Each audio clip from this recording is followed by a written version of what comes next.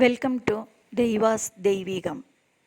నమస్తేస్తు మహామాయే శ్రీపీఠే సురపూజితే శంఖచక్రగదాహస్తే మహాలక్ష్మీ నమోస్తుతే.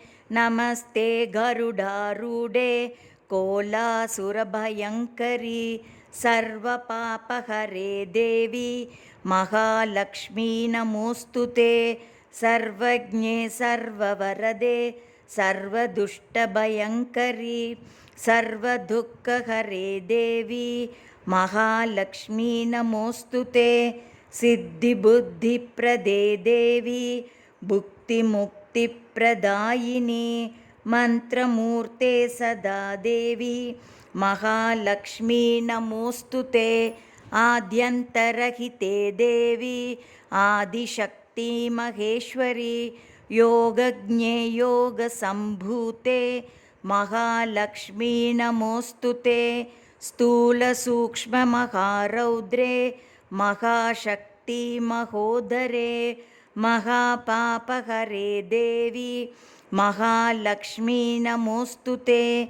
पद्मासनस्थिते देवी परब्रह्मस्वरूपिणी परमेशी जगन्मातर् महालक्ष्मी नमोस्तुते.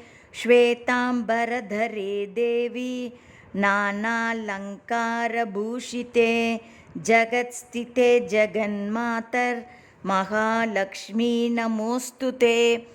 महालक्ष्म्यष्टकं स्तोत्रं यः पठेत् भक्तिमान् नरः सर्वसिद्धिमवाप्नोति राज्यं प्राप्नोति सर्वदा. एककाले पठे नित्यं महापापविनाशनं द्विकालं यः पठे नित्यं धनधान्यसमन्वितः त्रिकालं यः पठे नित्यं महाशत्रुविनाशनं महालक्ष्मीर्भवेन्नित्यं प्रसन्ना वरदा शुभा.